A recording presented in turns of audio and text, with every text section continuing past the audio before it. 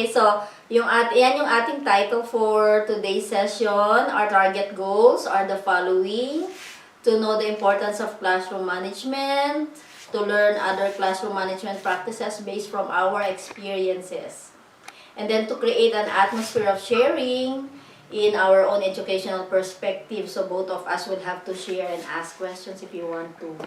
And then our practices and experiences as well. Okay, so it's not that too formal, it's informal one. Okay, but I hope that you're going to learn something from us based from our experiences. Okay, so our first slide would be, what is classroom management? Okay, I got all of this from the book of Mr. and Mrs. Wong. I'm plugging it out. And then soon you're going to receive one of these. And then the first one, it creates the foundation for an effective and successful classroom. That's the reason why we need to have our classroom management. Second, it is the practices and procedures that a teacher uses to maintain an environment in which instruction and learning occurs. Okay, so it's very important for us to have practices and procedures and routines in our own classroom. So to be able to have our classroom management be implemented fully in our classroom, we have to have this organization and consistency. These are the two main vital importance of classroom management that we should have: organization and consistency. If we are organizing our own thing in our classroom but we are not consistent about it, so classroom management will not be that successful enough for us. And the last one, it's about consistency again, structures, routines, and patience. We need to have patience in implementing our classroom management together with our students. Okay? So that's the meaning of classroom management. Third slide would be, the real purpose of classroom management is to ensure that student engagement leads to a productive working atmosphere. It is not because of performance only, we are targeting both ways, the performance and effectiveness of our teaching, and at the same time, the behavior of our students. Okay? So, that's the point for having this classroom management: performance and the behavior of our students. And we all know that in the Philippines, we don't have any more problems when it comes to disciplining our students. But there are some behavioral problems in the school, but it's minimal only. Am I right, teachers? Naka-experience ba kayo ng difficulty when it comes to behavior? Ma'am, kasi meron tayong inclusion in our classroom dyan sa Agape. So, may mga behavioral management plan dapat tayo because we have inclusions ng mga special education children, right? Meron tayo, di ba, Teacher Chax?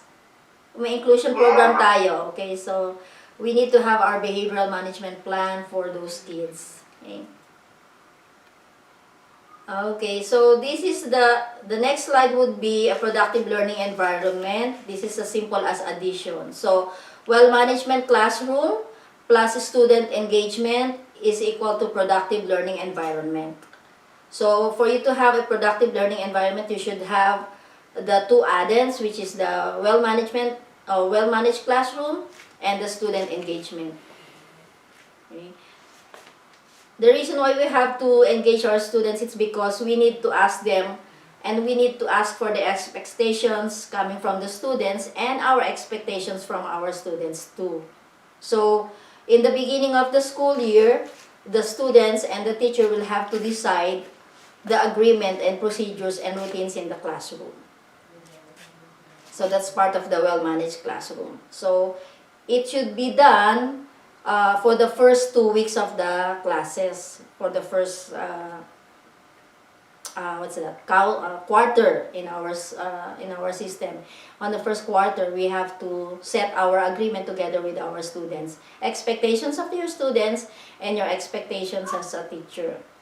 And then part also of a well-managed classroom is to set a plan of your classroom, where to put your technical thing, where are you going to put your books, where are you going to put your Even your chairs, your arrangement, your sitting arrangement in your inside your classroom, it's part of the well-managed classroom.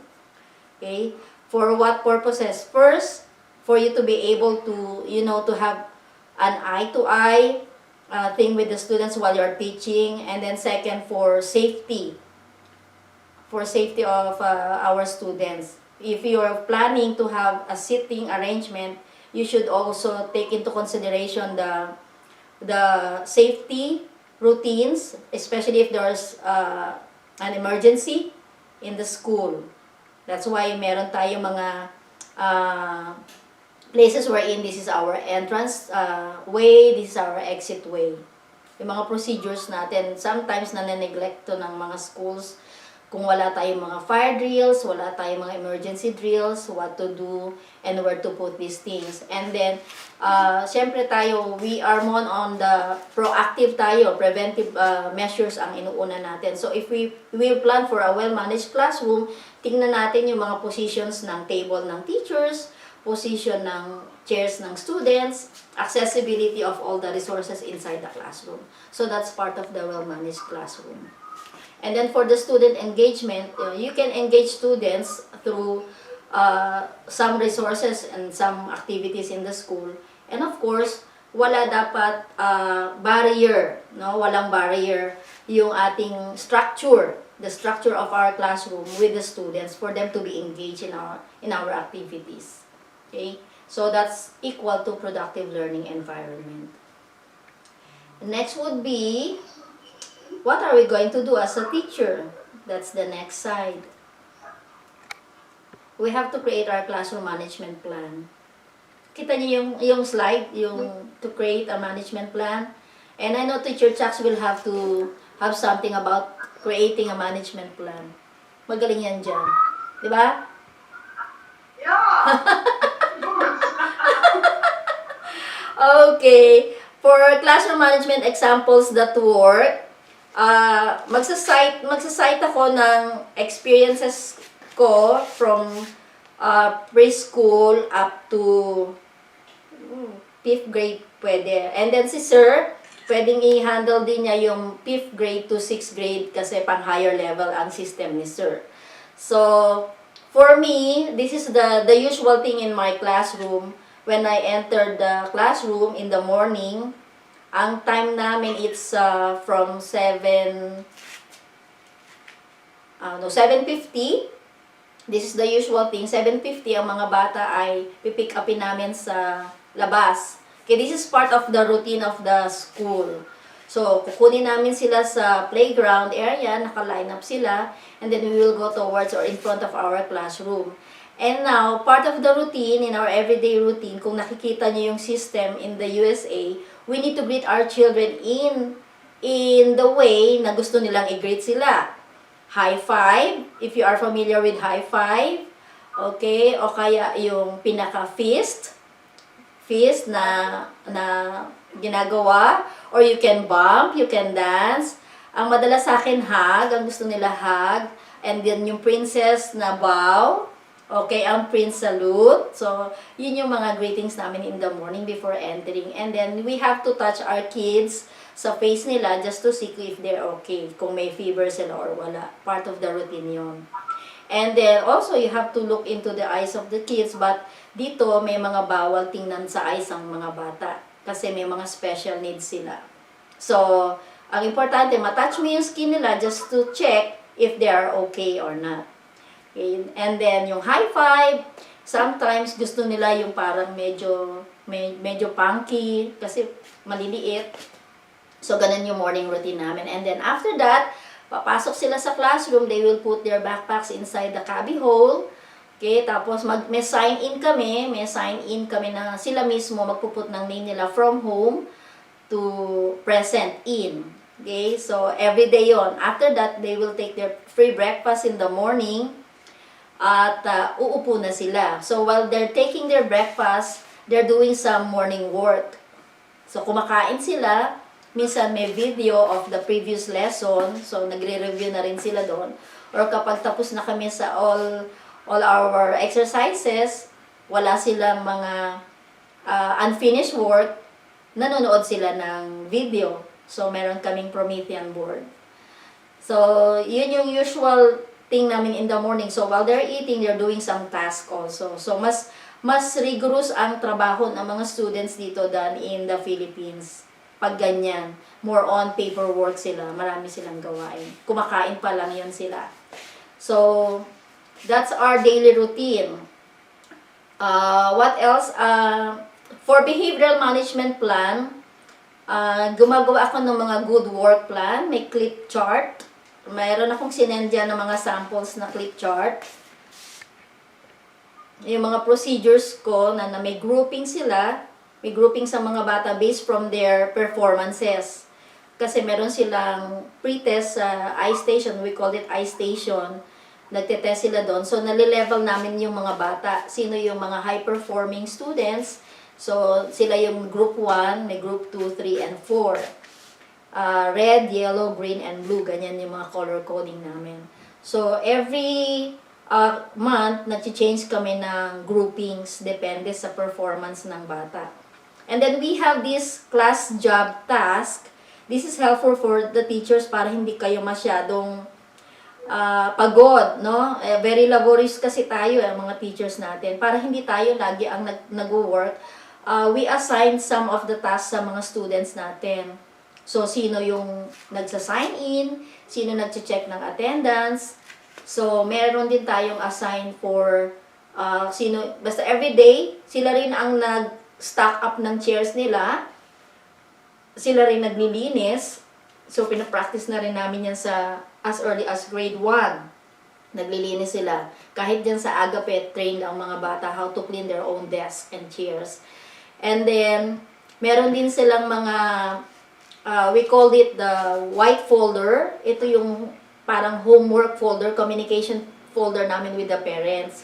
I suggest na ma-practice din ito sa Agape kasi nandoon lahat ng mga needs ng mga bata and the daily practices. Doon namin nilalagay yung homework, communication ng admin, letters, memo ng admin, letters ng teacher, high frequency words, homework. So, everyday yon yung working file nila, yung white file folder nila, they need to bring it back home every day. And then, nire-return nila the following day. And also inside their white folder, nakalagay din doon yung weekly behavioral chart namin. So weekly yan, meron silang record, tapos ini-initialan ng mother every day just to know kung ano ang progress ng bata when it comes to behavior. Are they behaving well or not? Tapos may mga chart kami na ginagawa sa kanila sa classroom. Meron akong I don't know kung nailagay ko dyan. Hindi ko yata nailagay, Jay. Meron akong parang bingo chart. Nakalagay doon good work. May sticker lang siya. Teacher Chucks is always using the star. I think nilalagay sa N1. Teacher Chucks, correct? Checking din yan sa Sunday masses, I think. Sunday masses, doing their homework. Parang ganon siya. Ito naman, nasa chart kami ng mga bata. And aside from that, I think, Teacher Chucks, I'm going to give you also the links wherein you can make use of the resources na ginagamit namin, just like Class Dojo. Yung mga applications, free ito. So you can make use of these resources from preschool up to 5th grade yata, or 6th grade, elementary level. So, maraming resources na pwede nyong gamitin. I will send that to you. Pati yung starfall.com, magagamit ninyo yung starfall.com and Class Dojo. And then, maybe some other time, I will teach you how to, use those resources. Who among us teachers gumagamit ng whole brain learning approach sa classroom? Can you raise your hand? Are you practicing it? Wala pa so far. There are so many attention getters that you can practice for students to get their attention. Para hindi tayo napapagod. And at the same time, I'm using the hand signals. We call it the high five. if they want to go to the washroom area, if they need to drink water, they will just show this. Okay? Kapag tissue, 2. Kapag mag-answer sila, 5. Nakataas yung 5 hands nilang ganyan. Kapag mag-sharpen ng pencil naman, ang technique ko dyan is 2 pencils in a day. So, kailangan nilang i-maximize yung 2 pencils in a day. And then at the end of the day, I need to sharpen all the pencils. Okay, so yung mga task for students, meron tayong paper passer. Kung meron kayong paper passer dyan, meron ding memo, yung messenger, ang tawag namin ay messenger. Kapag meron kayong ipapadalang note sa office, sila yung nagdadala. Sila rin yung laging kausap ng, halimbawa, merong ibibigay din from classroom, tatawagin ng office, sila ang magdadala at sila rin ang magbibigay. So, what else? Yung give me 5, I think mas maganda, I will just give you a copy of the give me 5 para ma-practice din ninyo. Okay? What else? Meron tayong tinatawag na champ. Yung champ, how to become a champion. Kasi ang mga students, meron ng kung ginagamit na chance sa kanila na be the champion, and then they will just say, I am a champion. Okay, so yung how to become a champion, you have to have C, the conversation, a well-versed conversation. H for help, if they need help. Okay, with teammate, you have to raise your hand and ask for help. And then yung A is for activity, M for movement, and P for participation. Okay, am I doing it well or masyadong fast ako? Okay lang, teachers? Okay. Magano kayo kasi madaldal ako, medyo mabilis kwento. So, yun yung usual na ginagawa namin sa classroom, and we have this kind of rotation station sa mga learning centers namin. Ba't ako wala niyan? Yung learning centers namin, I hope na ma-practice din ito kasi alam nyo, ang teachers, ito yung time wherein nagbibigay tayo ng intervention sa ating mga students. Okay? Part ito ng plan ng school na magkaroon kayo ng learning centers. Kasi ang teacher dyan, you have to just stay put with the group of students, kaya naka-grouping sila for you to give them interventions, practices. Tapos yung ibang bata, ipapractice nyo sila to do it on their own. Okay? So, may mga station, for example, for station 1, they're going to do the cut and paste activity. For station 2, they will do the spy, and then the maze word. They will need to look for the worksheet, and then the words, high-frequency words for the day, or that they will read a decodable reader, yung mga magazines, mga journals, or story from the book. Tapos, meron silang guided questions doon that they need to answer. Now, part ng classroom management natin is to have a portion in our classroom wherein meron tayong mga trays. For example, finished work, unfinished work, and needs help. Yun yung tatlong tray ko na ginagamit for the lower levels. Kapag natapos na siya sa station at natapos niya yung worksheet, he or she needs to put it in a tray na kung saan nakalagay finished work. Kapag hindi naman, lalagay niya sa unfinished work. But before putting it into the tray of unfinished work, she needs to seek help for 2 classmates of hers. Halimbawa, yung team leader ng group, mag-a-ask siya doon ng tulong. Pag hindi nasagot ng team leader, mag-a-ask siya ng another help from other classmate. Pero within the group. Okay? So, kapag hindi niya yun na-solve at hindi niya yun nasagutan, that's the time na magre-raise siya ng hand para si teacher na ang mag-a-assist sa kanya. Okay? So oftentimes, they don't have this kind of unfinished work unless talagang super bagal ng batang magawa. Okay? Tapos, yung needs help, talagang kahit na nagbigay ka during the whole group system or program ng time ninyo, whole group time ninyo, hindi niya naintindihan yung tinuro ni teacher, yung concept ni teacher, that's the time na makikita mo during the station, he cannot answer the worksheet kasi hindi niya na-pick up o wala siyang mastery nung whole group time na tinuro ni teacher. So, lalagay niya yung paper niya doon sa needs help. What are they going to do doon sa needs help? Tapos na, nilagay sa needs help ng bata.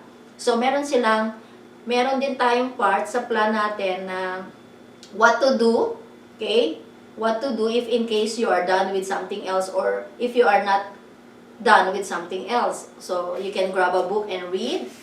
In the crib area, meron kaming crib area. Yung calming down system area namin, meron kaming calming down center para sa mga bata.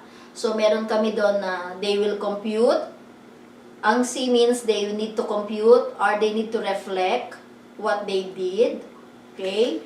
Kung okay ba yung ginawa nila. Okay? Meron ba silang accomplishment that day for R that they need to reflect. Meron akong reflection spot sa classroom. And then I means they need to do individual independent silent reading. And then yung B, they need to build up. So meron akong mga materials doon na they can build up while they are reflecting. So ang run time nila dyan is 5 minutes. Parang noon ay time out. I don't know kung familiar tayo sa time out. Nagbibigay kami ng time out after na hindi nila na-accomplish yung task nila. So, nandun lang sila. After 5 minutes, they need to go back to their own station. Ang third station natin sa learning centers ay yung computer. So, they will just click the button there kung we're going to approach for the foundational reading, for math. So, depende sa skills na dapat i-develop for the day. And yung last station, yung sa teacher. This is the precious time. Nakaupo lang si teacher kasi nagpapa-reading session lang si teacher sa mga bata. Practices for their reading and then interventions na rin to sa kanila. If in case na they need interventions. Di ba tayo in the Philippines, kung merong difficulty ang bata sa isang area o sa isang skills, right after school pa natin sila tuturuan. Correct? Nag-tutor tayo right after school. But in our case, dito sa US, meron kaming 1 hour and 20 minutes para magkaroon ng intervention sa bata by group. And during recess, meron kaming mga recess kasi we need to have break. Yung recess dito sa atin kain, di ba? Ang recess dito, playtime ng mga bata sa labas. So, they need to play for 30 minutes. So, sometimes, you need to pull out the kids also for them to have interventions. So, marami tayong mga ways and means para maturuan yung mga bata. So, yung learning centers, very relaxing sa teachers kasi nakaupo ka lang, di ka daldal ng daldal. Not unlike sa atin, the traditional way is we talk and talk and talk. Dito sa practices naman sa US, kids are really engaged. Sila mismo ang gumagawa. One time, teaching lang tayo. 45 minutes after that, they will do it on their own. So, facilitator lang ang teachers dito. Okay? So, what else pa yung aking mga practices? The common thing is yung pagla-line up, lining up. We often use the hand signals. We need to, preserve our voice. So, puro hand signals lang kami sa elementary. Tapos, princess walk, keep right, the usual thing in our place. And, what else? Siguro for, ano pa ba? Ruling. We also have punch cards. Yung punch cards namin, part of the behavioral management plan, kapag they've done something unique for the day, for example, may batang nag-slip off, nag-rescue yung bata, tinulungan niya, or kaya may nag-spill off na milk on the floor, siya yung naglinis. So, may punch cards kami for that positive behavior of the child. So, ginagamit din namin yon. It's really effective to the children para ma-practice yung habit of helping out. At saka, di ba, mga tamad sila. So, para rin magkaroon sila ng initiative to help out. For the first time, it's all about practice, points and points, hanggang maging habit na yun.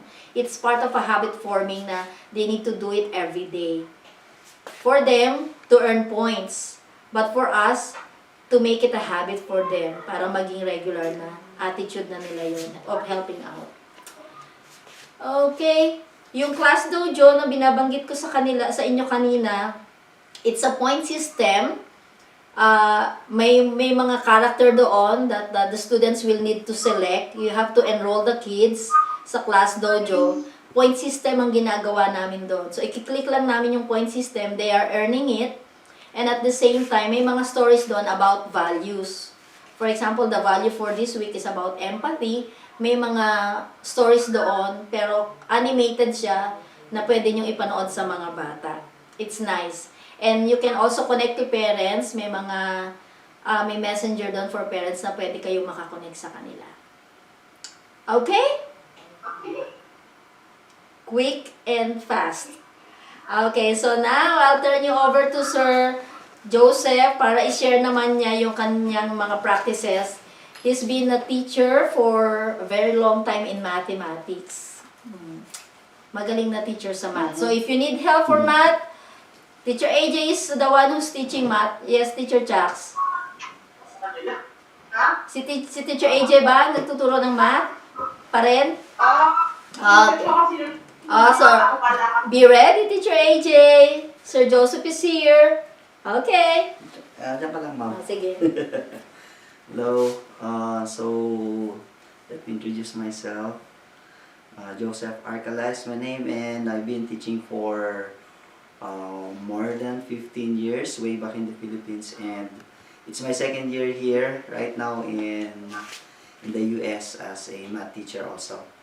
So I'm teaching Algebra 2, that is for grade 11 and some grade 12. And I also have Geometry, and that is grade 7 and some grade 8.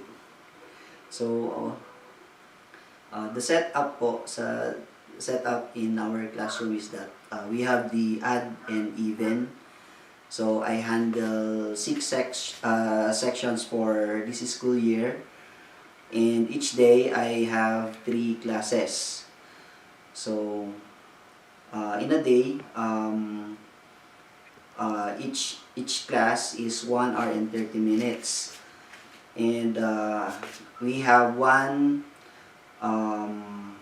prep period. We call it prep period, yung parang vacant po namin dito, which is also 1 hour and 30 minutes. Unlike yung share ni Ma'am Liza na she's just dealing with a single class, and she have those children the whole day, the whole week. Pero sa high school, ang setup is we have the odd-even nga na sinabi ko. So yung add ko, I meet them every Monday, Wednesday, and then the Friday is alternate. It can be, if this week is add, in the following week, the Friday will be for even. So Monday, Wednesday, that is for the add, and sometimes Friday. For the even, it's Tuesday and Thursday, and sometimes Friday also. So marami yung bata na hinahawakan namin. We have an average of 25 students per class.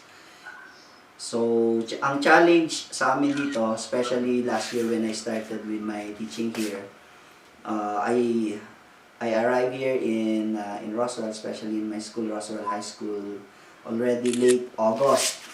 So nag-start na ang klase, and the one handling my classes is just a substitute. So when we say substitute here in the US, usually they are not teaching. They do not do the teaching in the subject, but they are just there to give worksheets. So more on worksheets. So sometimes yung mga estudyante, they're just doing it, that they don't have the guidance on how to really do the work. So when I arrived here, there's a struggle, especially on the behavior of the students. I found out that it is very important that you must be there during the first day of classes, the first day that you're gonna meet your students, because there, that first day, you can set the tone. That's the term. You can set the tone in where, if you make that day, you make it clear to them what they are supposed to do in that classroom, in that subject, then there's gonna be no problem the whole day or even the whole school year. So I missed that part last year, yung first day na yon. So hindi ako nakapag-establish kung ano yung mga standards, ano yung mga dapat na maging behavior ng mga estudyante, ano yung i-expect nila sa klase. So nagkaroon ng problema, nagkaroon ng mahirap, especially I'm just a new teacher here, a lot of adjustments. Though sabihin natin na nagturo ako diyan for 15 years, private and government, but it's a totally different situation, yung classroom situation dito sa US. First of all, iba ang behavior ng mga bata dito. Kung diyan titingnan mo lang yung bata, kung gumawa sila ng may ginawang mali, titingnan mo lang sila, or tatayo ka lang or iimik ka lang, alam na nila, magbe-behave na sila. But dito, they are really outspoken, and they can say whatever they want to say. So if they feel that you're yelling on them, they're gonna ask you, why are you yelling on us? So ganun sila. Or medyo masamang tingin mo sa akin, why are you rolling your eyes on us? So mga ganun ng comment nila. So they really tell you what they feel. They, especially in the high school, I'm talking with high school students. So ganun sila. But if they feel also that you are caring for them, they also say that to you that we like you as a teacher. So ganun sila. They are open. They are they don't keep what they feel inside. They express it. They are expressive. So sa atin, pag yung bata sumagot, pag nasa Pilipinas ako, pag yung bata sumagot, kabastusan na yon. But here, it is just natural that sumasagot sila. Kung nagsabi ka, at medyo sasabihin nila sa'yo, ba't ganyan ang sinasabi mo? Ba't ganyan? So, kailangan talaga, you have to understand their culture, you have to understand sometimes yung family background nila. That's why you really have to know your students also. So yun yung mga mga natututunan ko dito. So this is just my second year. I believe marami pa akong mga matututunan, especially dito sa classroom management. In just this August, when we started with our class, so I had that opportunity to be with them during that first day. I really prepared for that one because it gonna make or break your class, the whole day, the whole year. So you really have to make your first day. You're gonna make it, set your standard as much as possible. You have to engage your students. You have to ask them what are they expecting in your class. So kung maggagawa kayo ng rules, gagawa kayo ng guidelines, mag-participate sila dapat. It should be coming from them. Then pwede mo siyang ipasulat sa isang piece of chart or piece of paper, and then have them sign on it. So parang yan ang magiging guide ninyo. So pag sinabi nila doon na be respectful, so pag nagkaklase ka na at meron ng maingay, magulo, then you have to remind them, this is what we have, this is our agreement. Then nandoon, kasi pag wala kayong agreement, magko-question na naman yan. Wala naman tayong pinag-usapan na ganyan. So ganun sila. They always iba sila talaga dito. Sinasabi nila kung ano yung nararamdaman nila. But we are lucky here in Roswell because our students, they are if not all of them, most of them are respectful. They are also they are loving, they are sweet. They are sweet also. Meron lang yung mga sinabi si Ma'am Liza na sa elementary na hindi applicable sa high school. So kung sabi niyo Ma'am Liza, they have to touch their students dito sa face to feel if they are okay, kung may fever ba sila or what. But here in the higher level, no touch. No touch. Even you don't mean a thing or basta no touch because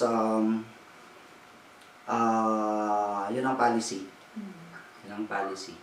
But may times din na yung mga bata kung minsan na naglalambing din sila. So they come to you. Sometimes they shake their hands. Inakbayan din yung mga teacher. So okay lang yon as long as it's the students who make the move or initiated the move. So okay lang yun. Ano pa? Setting. Okay. Napaka-importante sa akin na observe ko is yung seat plan. You must have your seat plan in where you gonna make sure that yung mga estudyante na magkakabarkada o nagchichismisan, paghiwalayin ng upuan. Kasi pag yan nagsimula ng magchismisan, sila na lang lagi yung papansinin mo, sasawayin mo.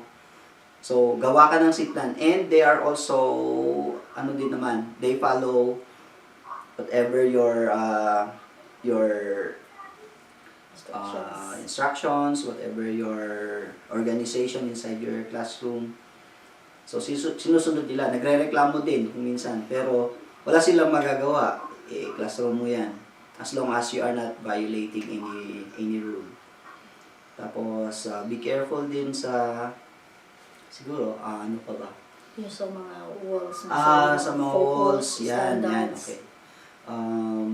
Ako kasi, when I was still in the Philippines, high school din ang hinawakan ko, senior high school, I let them, sila na bahala nagde-decorate ng kwarto. Bahala na sila. Kaya, nung dumating ako dito, parang nanibago ako, kaya nag-ask ako ng help ni Ma'am Liza sa yung mga other teachers. We decorated my room also. We put some bulletins, objectives. So always dapat naka-specific doon sa mga bata kung ano yung objective ninyo for the day, kung ano yung mga routinary works, kung ano yung mga expected outcomes na dapat gawin nila. So, yun. Saka, ano pa ba? Passing of papers. Okay, passing of papers. Yun, lahat ng mga yan, lahat ng mga gusto mong pagawa sa kanila, you must have, you should make it clear doon pa lang sa first day ng klase. Kung kailangan mong i-practice yan, ipapractice mo sa kanila hanggang sa makuha nila, hanggang sa bumibilang ka na lang, alam na nila yung ginagawa nila. So usually, pass in front, then pass to the aisle, then pass. Yung isang bata na lang ang tatayo at siya maglalagay ng mga work nila sa basket. May basket. May bell basket. works or next. Then, okay, yung ginagawa ko pala, before I start the class, meron akong prepared na work sa board na gagawin nila. Parang sometimes it's a lesson, previous lesson, parang follow-up na lang. Maximum of 5 questions lang. And we call that a bell work. So, pag nag-bell kasi, meron pa silang 5 minutes bago mag-start yung class. So, magbe-bell ulit after 5 minutes. So, yung mga bata na nandun na, dun sa first bell, pwede na silang mag-start doing the bell work. And that could last up to 10 minutes lang. So, habang hinihintay yung mga iba, kasi ang routine is, pasok ang mga bata, sometimes yung teacher nasa door din, titingnan, pwedeng mag-shake hands ng mga bata. Tapos, bago isara yung door, kasi pag nag-bell na, second bell, sasara na yung door. Always close ang door sa amin. Kasi may mga nakalock. Kasi may mga situations na may mga pumapasok na Alam niyo yung mga issue siguro na may namamaril, ganyan, o may ano. So, for the safety of the teacher and the students, the door is always locked. So, yan. Pag nag-second bell, close na. At pag may bata na late, may re-report muna sa office, and then pupunta doon, dadalhin ng teacher na naka-duty, papapasukin. Hindi lang basta papasok ang bata sa classroom. Kailangan may record lahat yung mga tardy, ganyan. So yun, gawin nila yung bell work for 5 to 10 minutes. Then after that, if there's still time, pwedeng i-check yan, and then magpuproceed na dun sa lesson. And usually it's a suggestion that every lesson dapat 70% ang students work, 30% lang ang sa teacher. So, ang ginagawa ko, meron akong mga small group, parang groupings. Kaya naka-assign na sa mga bata kung ano yung mga groupings nila. So, kung need nila ng group activity, alam na nila yung pupuntahan nila. Para dapat clear din yun sa kanila para hindi magulo yung klase. Ano pa, Ma'am Liza? System. That's it. Yun lang. Ang maganda dito, pagkatapos ng assignment ang tawag sa mga ginagawa nila, yung mga worksheet nila, ganyan. Nare-record na sa gradebook. Ang gradebook namin is online. So, makikita ng mga bata yung performance nila. I-check lang nila online din. May app doon. Ang tawag doon ay Power School. So, Lahat naka-record. Lahat naka-record. So wala na kami, hindi na kami gumagawa ng nasa computer lang lahat. And monitor din ng mga parents kung ano yung performance ng bata nila. Tapos dapat yung dun din sa Power School na yan, nandyan din yung mga contact details ng mga parents. So yung bata pag may problema, halimbawa magulo, di nakikinig sa teacher, natutulog sa klase, meron kang contact communication sa parents. So, email lang, pwede mong email agad yan, o kaya pwede mong tawagan, kasi may phone naman kami sa classroom. Or pwede kang mag-set ng meeting, pag talagang pasaway na yung bata. Yung palang incident report, sir, na online, di ba? Oo. Yung pwede mong discuss sa kanila na on the dot everyday. Yung ginagawa natin incident report sa... Wala kami gano'n. Hindi Wala yata. Hindi pa. Sige. Okay, so I think na-share ko na lahat. Kung meron man akong nakalimutan, feel free to ask if you have some questions. Okay. Okay po. Hello! Okay. Nakatulog naman Gising na pa yata kayo? sila. Gutom na kayo? So, anyway, nag-send ako kay AJ ng mga pictures. Pwede niyang ipakita yun sa inyo siguro later on.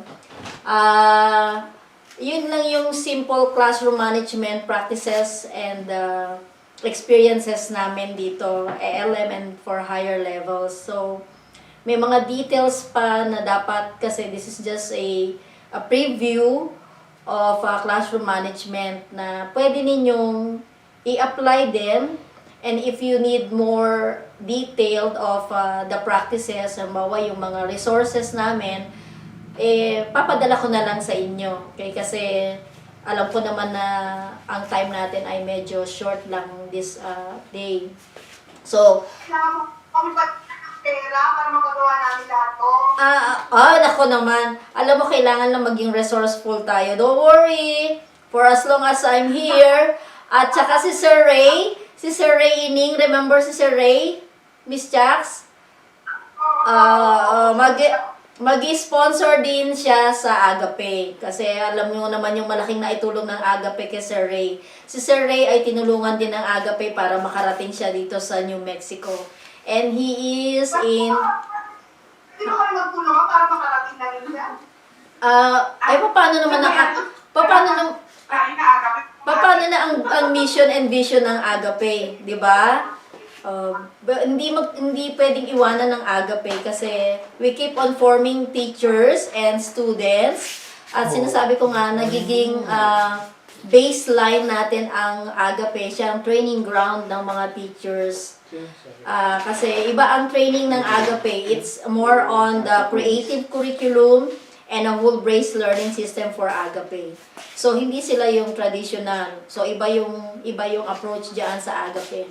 It's creative and whole brain. Yun ang part ng curriculum na ginagamit ng Agape. Ewan ko may naidagdag pa sila. Pero from the Agape, going to Escola de Agape, yan yung mga approaches na ginagamit ng school.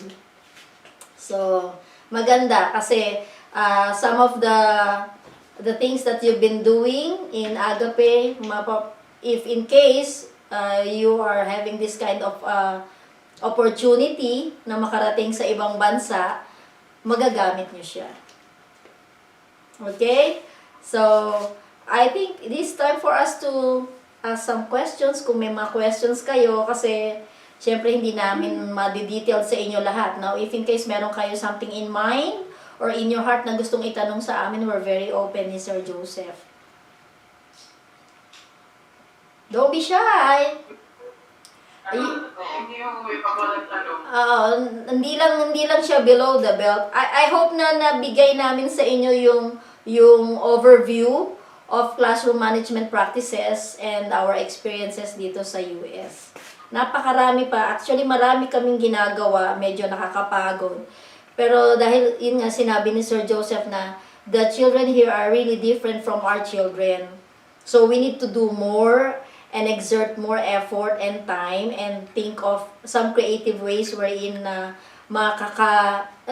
engage kami with our students. It's really difficult. Sa atin, tingnan mo lang ang bata, yung sinasabi ni Sir, tumayo ka lang, tingnan mo lang yung mga bata, they will just sit down. Pag nag-enter ang teacher sa classroom, iupo na sila, tahimik na. But in our case, iba. They're very open, outspoken, and they know their rights. Yun ang matindi, they know their rights. Pag nagkamali ka ng term, ay nako, you will be sued at pwede kaming umuwi sa Pilipinas kapag ganon. Kailangan naming i-master talaga ang classroom management. If not, magkakaroon ng deficiency sa performance ng bata. Ang teachers, parang ang feeling mo ay demotivated ka na or frustrated ka na sa teaching mo. Ang feeling mo you're no longer a good teacher kasi nga, unruly ang classroom. So, actually, di lang mga Filipino teachers ang nagrereklamo. Even yung mga foreign teachers din, struggle din sila sa behavior ng mga students. Most especially sa higher level, yung nahawakan nila sir. Middle school, grade 6, no? 5. Middle school, Hindi, 6. grade 6 to grade 8, mahirap. Nasa transition period sila. High school, medyo carry naman ni Sir Joseph. Wrong pala yung sinabi ko kanina. Ang high school is grade 8, 9, 10, 9, 10, 11, 12. Grade 9, 10, 11, 12. Yun yung tatlong division dito. Okay. So, any question? Baka may gusto kayo itanong sa amin na more on the practices or meron kayong gustong ipadala namin sa inyo ng mga sample charts. Meron kami mga clip charts, so behavioral charts. Nakalagay doon yung ready to learn. Kapag nag-behave ang bata, nag-move up sila. Alam mo yung sipit ng damit. Sipit ng damit, nilalagyan namin ng name ng bata yon, na color coding siya. I-clip namin going up kung gumagawa sila ng maganda or mabuti in a day. So, kapag hindi naman, ibababa namin sila.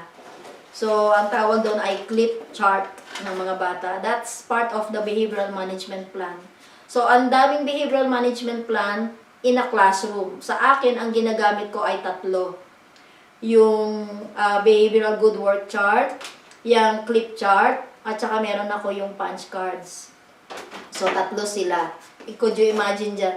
3 kinds ng behavioral management work ang ginagawa ko everyday para lang magkaroon talaga ng full implementation ng mas magandang learning atmosphere sa mga bata. Kasi kung unruly, ang mga kids, mahirap. Hindi mo ma-achieve yung learning goal mo for a day. And part ng school system ng buong district, sa amin naka-display yung standards for the day. So, anytime na dumating ang admin or principal, kailangan makikita yung focus. Ang tawag namin doon ay focus wall. Nandun yung standard. Sa atin ay, ano nga ba yung standard sa atin dyan? Ano nga sa atin, sir? Sa DepEd? Parang course outline siya eh. Dito nakalagay kung language ELA 1.1.2 ganyan. Sa atin, ano nga ba yung sa atin? Nakalimutan na. Ano yung Teacher Chuck? Syllabus? Yan, teacher Alan. Pare yan, pare. Asan siya? Ito, nasa ba? Sama kita makikita. Yan, camera sa camera. Hello? Hello? Ay, Mr. niyan. Ayan. Halika ka. Halika ka. Oh, any question? wala na. Hindi na sumira. Yan, babalik sila. Meron bang question ng mga teachers? Sino yung nag-interest na pumunta dito? Sino daw? May tanong si Sir Joseph. Sir Joseph, tanongin mo sila. Ako nung pumunta ko dito, bago ako napunta dito, never na pumasok sa isip ko na magtuturo dito sa US. So, sa inyo, kaya, sa palagay nyo, may interest din ba kayo na makapunta dito? Mag-try, magturo? Yung totoo. Yung ngayon, Ouch na talaga. maaaring wala, pero malay nyo, baka makapunta rin kayo dito. Ang tawag dito sa amin, dear teachers, ang tawag dito sa amin ay cultural exchange teachers. Ang visa namin ay J1. So, isa sa mga requirements ng J1 ay meron kang 2 years teaching experience sa Philippines. Hindi ka pwedeng manggagaling sa ibang bansa. Dapat nasa home country mo ikaw. And then, habang nandyan ka, nag-work ka, so, nagpa-process ka ng iyong license. Ang bawat state ay may kanya-kanyang license. So, ang license namin dito ay New Mexico, ano yung P? Public Education. Public Education Department. Yan yung ang tawag na NMPED. Okay, tapos ang teachers, diyan pa lang sa atin, pag nag-forward kayo ng mga documents ninyo, ay may mga requirements. So, transcript of records, yan, si Teacher Chucks, pipirma doon sa inyong parang may survey, ang tawag doon, ano yun? Out of the state. Out of the state service, parang ganon na record. So, pipirma doon si Teacher Chucks. Ako nagpapirma din ako sa kanya. At merong survey din kay Teacher Chucks na pa-forward. And then, after nun, yung NMPED, sa bawat state may kanya-kanyang level. Kagaya si Sir Joseph, ang level niya ay level 3. So, kapag level 3 ka, mas mataas ang sweldo mo. Ako naman, level 2, medyo mababa ng konti ang sweldo. Ayan. So, ang inyong experiences at saka yung mga trainings ninyo, iniipon niyo yan kasi part yan sa evaluation para maging maganda ang level ninyo. Okay? Ang baseline dito ay level 1. Pero ang level 1, gusto niyo malaman sweldo?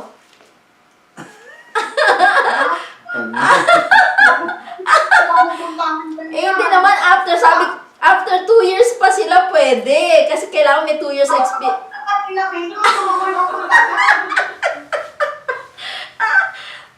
So sa level 1, kaya nang mabuhay. Kayang-kaya nang mabuhay.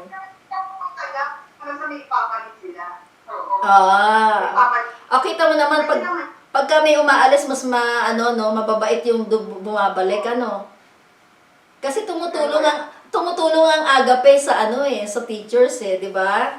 So ibe-bless ka ng mas magagaling at mababait na teachers. Yun lang naman yun. Meron kayong question kung how do we facilitate something else in here? Kung mayroon pa kayong need, alam kong hungry na rin kayo. At saka Hinihintay na yung sinigang. si Teacher Chucks, baka meron kang Hindi,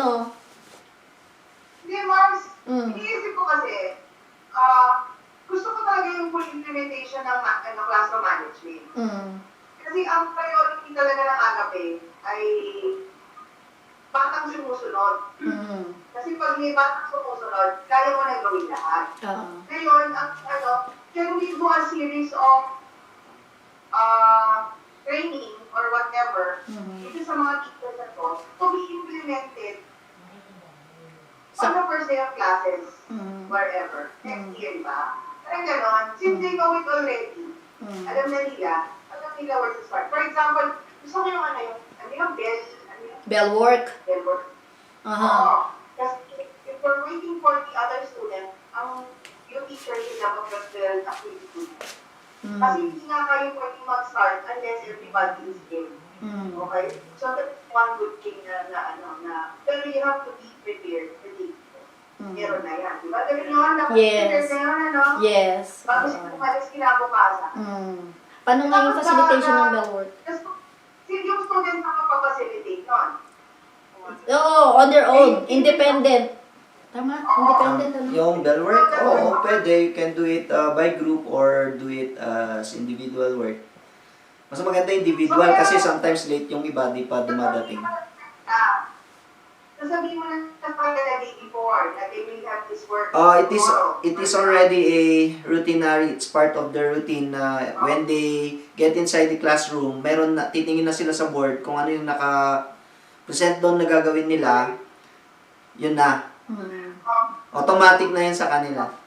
So after 10 minutes, finish or not finish, they have to turn in their work. Okay. So, ganun yung bell work.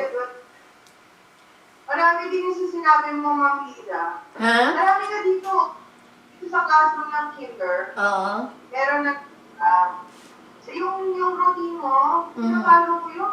Wow! Good job! Weather, ano na yung weather? Weather they like. Ang maganda. Pa-implement mo ulit. Oo. So, if we have to prepare the chart, at least by June, ano na nila makikita. Kasi implement na kami, this is what we're doing. Diba? And then, tsaka alam mo yung one thing na na-observe, na-practice din ito before sa Andrews yung whole brain, na yung pagla-line up, whether instructional time or hindi, naka-line up sila, alam nila yung pathway nila, keep right always, lalo na sa atin dyan, di ba, makipot yung aisle. So, dapat talaga ma-maintain yung keep right, hindi sila tumatakbo. So, part ng whole brain learning system, that will take us around 2 weeks to practice yung mga students natin. Kasi maganda yan Tapos you are just using hand signals para hindi kaya, stop running, no running in this area, be quiet. So, kailangan mula kinder hanggang grade 6, pinapractice yon. For 2 weeks, practicein nyo yun sila. Para kahit saan kayong magpunta, so using the hand signal, alam na nila. At saka consistent, yun nga sinasabi sa classroom management, you should be consistent. So kung ano yung ginagawa ng kinder, dapat hanggang grade 6, when it comes to classroom management plan, continuous yon. Hanggang sa maging practice na ng mga bata, hindi na kailangan ituro nyo every year. Kumbaga alam na nila, kapag nasa hallway tayo, this must be the right behavior. Ang tawag dito ay appropriate behavior. So, lagi sinasabi nila, be at your best behavior all the time. Ganon yung mga bata rito. So, hindi na yung, be quiet, di ba? Yung, minsan na, hey, don't run. So, dito, most of the time, pinipreserve natin yung voice ng teachers. So, hand signal, may mga bell. Tapos, yung aming mga boss dito, pag nasa function kami, yung sa assembly time, ang sasabihin lang yan, class, class, class. Sasagot yung mga bata, yes, yes, yes. Ibig sabihin, nakuha mo na yung attention nila. Alam nila automatically, they need to be quiet. Tapos yung crisscross applesauce, scoop in the bowl. So yun, nandun na sila. Ang lahat ng kamay nila, nasa kanilang sarili lang. Don't touch. Kasi bawal mong hawakan yung iba sensitive. Ayaw nang nahahawakan kahit buhok. So ganun kaarte. Ganun sila rito. So, maganda yung whole brain na system na yon. Kahit sa agape kasi nakikita ko yung place kasi natin, 'di ba? So para at least alam nila yung routine. Even the parents should know kung ano yung practices natin sa school. mas maganda yon na nakikita nila. Then, lining up, going to the cafeteria sa right side. Kapag alam din nila yung mga areas kung saan dapat nagdi-dispose ng garbages, saan yung mga quiet area, yung mga ganyan. So, kailangan identified siya. At saka alam ko marami tayong mga signages dyan, mas maganda na properly labeled lahat dyan sa school natin, lalo na kung ang dinideal natin ay mga lower levels, mga bata. Kailangan talaga, nakikita nila yung mga signages. Okay? Sa morning, lalo na sa first grade, kinder, first grade, second grade, pinapractice natin ang handwriting ng mga bata, di ba? So, kapag idle ang time ng bata or natapos na siya sa kanyang task, automatic kukunin nila yung red folder nila. Nandun ang mga writing activities nila. It's A to Z. Yun yung ginagawa nila. So, may practices ng letter, tapos practices ng writing into sentence. Nag-cursive na ang first grade namin. Kasi kailangan ma-practice sila ng cursive. So, lahat yon kapag idle time, ang bata hindi dapat hinahayaang dumadaldal or nagkakalikot ng kung ano-anong bagay. So, they need to be busy all the time or else manggugulo sila. Kaya may mga extra folders kami, yung red folder for the writing. Meron kami mga unfinished folders, may bin kami for unfinished work, ginagamit nila. Tapos may mga ready worksheets kami, mga coloring pages, para din sa kanila. Kasi meron silang tinatawag na free time. So yung free time nila, in 5 minutes, you can do whatever you want, but you need to behave in a particular center. Kung gusto nila dun sa calming center, kailangan alam nila yung behavior inside the calming center kasi just to give respect to the others who's doing their task. So, may mga ganyan.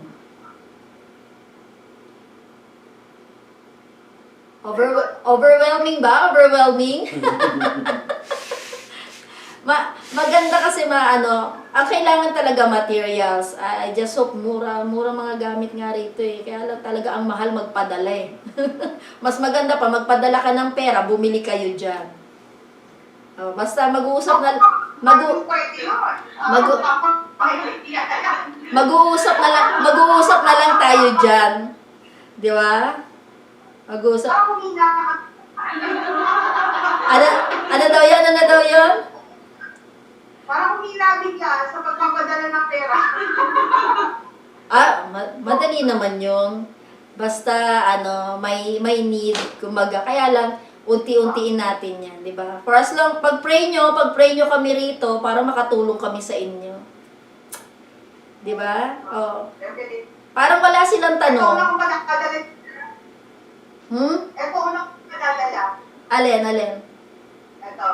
Oh! So, I think, meron ako dyan, always remember sa PowerPoint, yung classroom management plans vary from teacher to teacher. However, a well-managed classroom exists because effective teachers envision a type of classroom they want to create.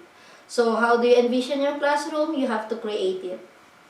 It's not your principal who's going to create it. You are going to create it for you to have an effective and efficient classroom management for the productivity of your students also.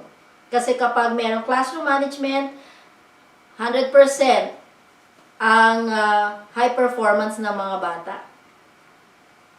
And classroom management is not a discipline. Yun ang dapat tandaan. Isa yun sa mga tinatanong dito kapag mag-a-abroad kayo. Is classroom management a discipline?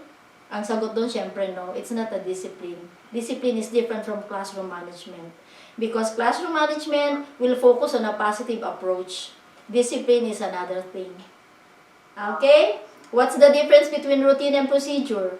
Magkaiba yun. Routine is different, procedure is different. So, yan. Second question yan pag nag-abroad kayo. Okay.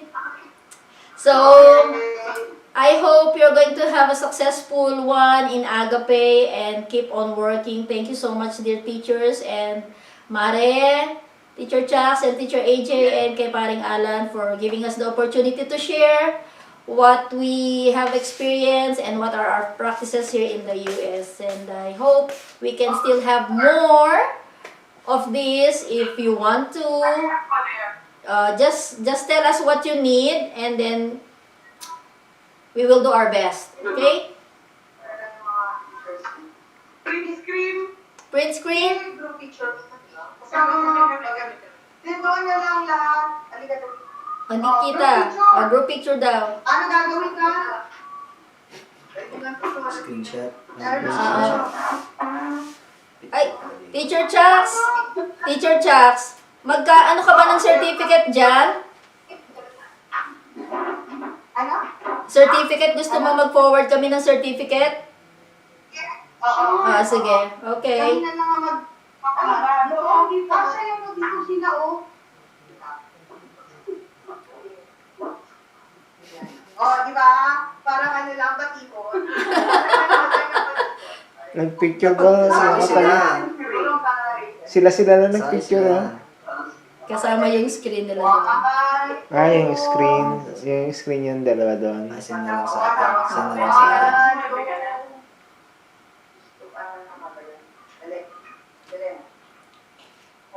Dapat tumawag ka ng taga-picture dyan para kasama ka. Nabutin tayo ng dalawa.